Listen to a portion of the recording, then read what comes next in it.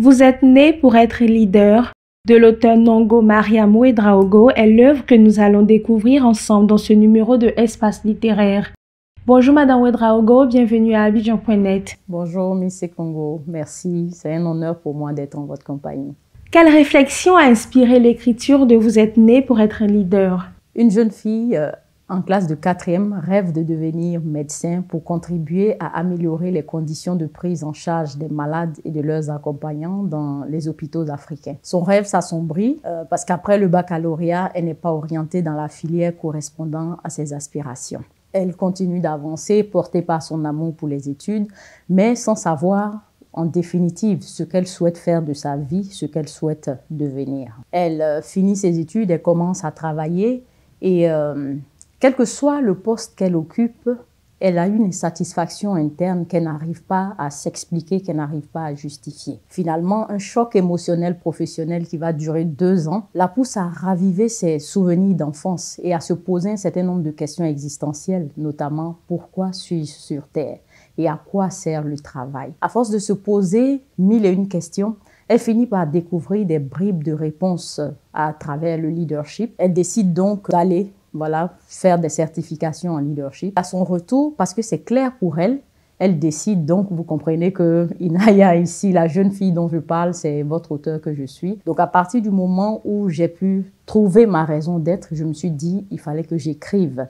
Parce que moi encore, j'avais une vision obscurcie, mais certaines personnes n'ont pas du tout de vision. Donc, il faut écrire pour accompagner ces personnes-là, aider les gens à découvrir leur raison d'être, parce que c'est la véritable clé, en réalité, de l'épanouissement. Comment définissez-vous le leadership? Le leadership, de façon très simple, on pourrait dire que c'est l'influence positive. John Maxwell aime dire que le leadership, c'est l'influence, rien de plus, rien de moins. Mais moi, j'aime bien ajouter l'aspect positif, en fait, parce que pour moi, le leadership implique une influence positive, un impact positif sur notre environnement. Donc, c'est la capacité qu'a un leader à mobiliser les équipes autour d'une vision commune, à amener les uns et les autres à devenir chaque jour la meilleure version de lui-même, pendant que lui-même, il s'engage dans un processus de croissance continue et ensemble, ils arrivent à accomplir cette vision. Quels sont les obstacles les plus fréquents que vous avez identifiés chez ceux qui doutent de leur leadership? Je crois que déjà, il faut dire que je peux occuper une position de leadership sans avoir ce qu'il faut pour être un bon leader. En réalité, une position de leadership, c'est une occasion qui est donnée à une personne qui peut être manager ou entrepreneur. C'est une occasion qui lui est donnée de démontrer qu'elle est un leader. On va dire que le leadership va commencer même par le leadership de soi.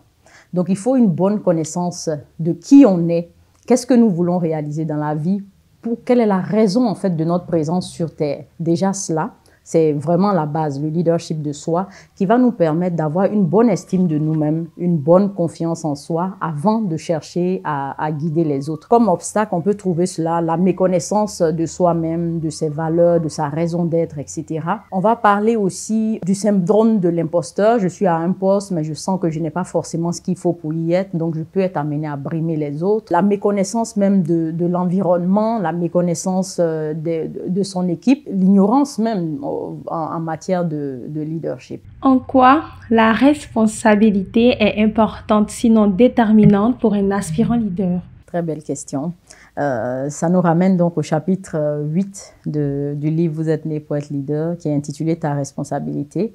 Et j'aime bien cette citation de William Butler Yeats qui dit « Dans les rêves commence la responsabilité ». Parce qu'en réalité, le rêve, c'est nous qui l'avons. La vision, c'est nous qui l'avons. Et personne d'autre que nous ne viendra l'accomplir à notre place. À la page 128, j'ai un poème qui dit ceci. « Ta responsabilité. Tenace, ton rêve, tu découvriras que personne ne le réalisera à ta place. Armé de courage, détermination, persévérance, foi, tu le construiras avec audace. Rêve d'être une personne meilleure qui bâtit un monde radieux avec grâce. Efficace et endurant, tu parviens à dompter ce monde souvent cocasse. Simple, sensible, spontané, stratège et serviable, tu seras, c'est beau. Persévérant, il te faut demeurer car la vie ne fait pas de cadeaux. Optimiste, tu garderas néanmoins l'esprit ouvert aux imprévus. Né pour réussir, tu es richement équipé et c'est connu. Succès, c'est ce voyage dans lequel tu emmèneras ton prochain. Audacieux et ambitieux, tu arracheras la victoire des filets de l'échec. Bâtisseur, tu es là pour un temps limité, alors relève-toi de tes passagers d'échecs. Intuitif et imaginatif, tu dois être pour comprendre au-delà du visible comment améliorer le vécu de ton prochain. Leader, de ton potentiel, le cimetière n'en a que faire, de nuit comme de jour. Impacte ton monde et il te le revaudra toujours. Ta marque indélébile, tu la laisses ici-bas à la postérité pour son bonheur. Ensemble, avec les autres, tu rends le monde meilleur. En réalité, chaque être humain possède en lui un potentiel illimité. Et il est de notre responsabilité pour devenir le leader que nous rêvons de devenir. Il est de notre responsabilité de découvrir, premièrement, la raison de notre présence sur Terre. J'aime bien dire que quand on se compare, par exemple, à un arbre qui sort de terre, il se déploie sans poser de questions. Son objectif, vraiment, c'est de se déployer du mieux qu'il peut. Et nous, les humains, on nous dit que nous sommes supérieurs à ces choses, que nous sommes dotés d'un potentiel illimité.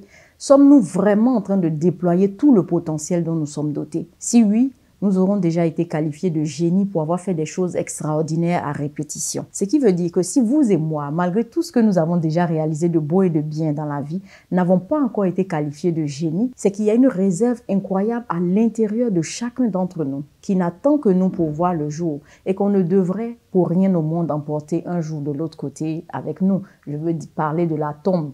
C'est pourquoi certaines personnes disent que les cimetières sont les endroits les plus riches au monde, parce qu'ils sont remplis de potentiels qui n'ont jamais été déployés, de beaux livres qui n'ont jamais été écrits, de beaux projets qui n'ont jamais été accomplis. Et ça confirme que personne d'autre que nous ne viendra accomplir ce pourquoi nous sommes sur Terre à notre place. Votre livre invite à s'interroger sur son destin et son potentiel.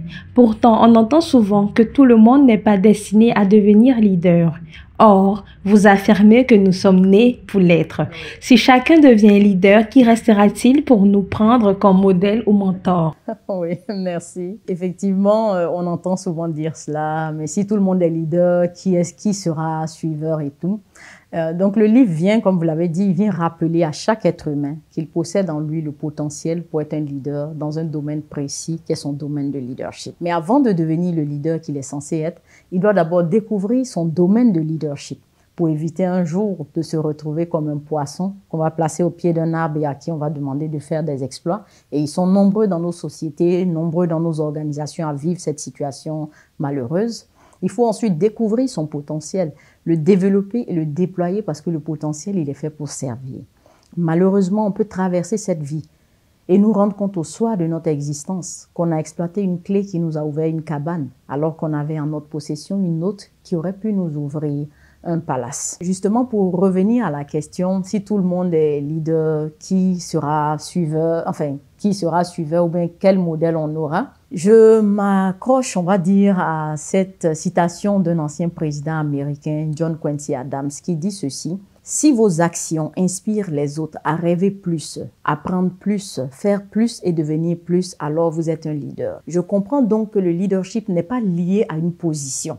Quel que soit le niveau auquel je suis, je peux exercer une influence positive. En fait, moi-même, en devenant meilleur, j'amène en même temps les autres à devenir meilleurs. Je peux ne pas occuper une position de leadership, mais j'exerce une influence positive et donc je suis leader.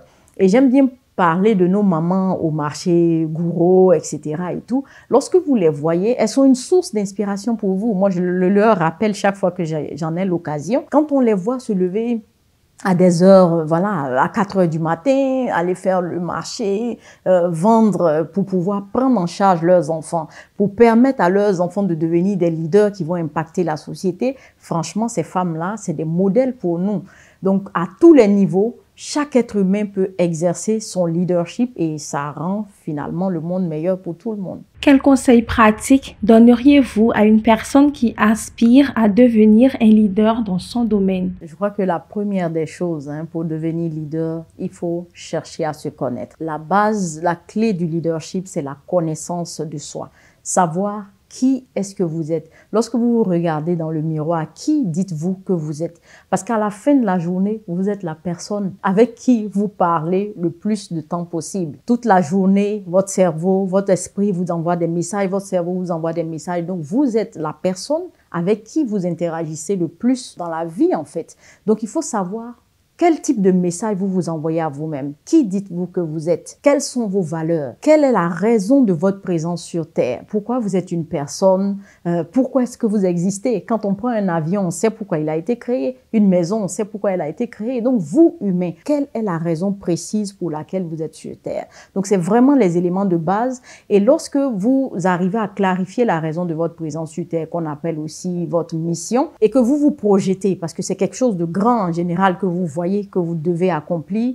En vous projetant, vous vous dites, mais qui est-ce que je dois devenir en tant qu'humain pour être capable d'accomplir une si grande mission? Donc, cette projection-là va vous donner ce qu'on appelle votre vision. Et à partir du moment où vous avez clarifié votre vision, vous savez qu'il y a un certain nombre de bagages qu'il vous faut pour y arriver. Et en général, ce qu'il faut, ça va être les valeurs. Il faut clarifier vos valeurs personnelles. Ensuite, il va falloir constituer une équipe de rêve. Parce que quand on a un rêve, il nous faut une équipe de rêve pour nous aider à accomplir ce rêve-là. Merci à Abidjan.net pour cette belle opportunité. Aux lecteurs qui n'ont pas encore acheté leur livre, je voudrais vous dire qu'à l'intérieur de ce livre figure un certain nombre d'outils qui vous aideront à clarifier la raison de votre présence sur Terre. C'est la clé de l'épanouissement. Des outils qui vous aideront à clarifier votre vision, vos valeurs, à atteindre vos objectifs. C'est un certain nombre d'éléments qui m'ont servi personnellement et que je n'ai pas voulu garder pour moi toute seule parce que je suis convaincue que vous êtes riche d'un potentiel illimité que le monde attend pour devenir meilleur. Rendez-vous en librairie au Burkina et en Côte d'Ivoire. Merci à l'auteur Nongo Mariam Ouedraogo pour son passage dans Espace littéraire sur Abidjan.net. Chers Babinotes, vous êtes nés pour être leader. N'hésitez pas à vous procurer l'œuvre. À très vite pour une nouvelle émission.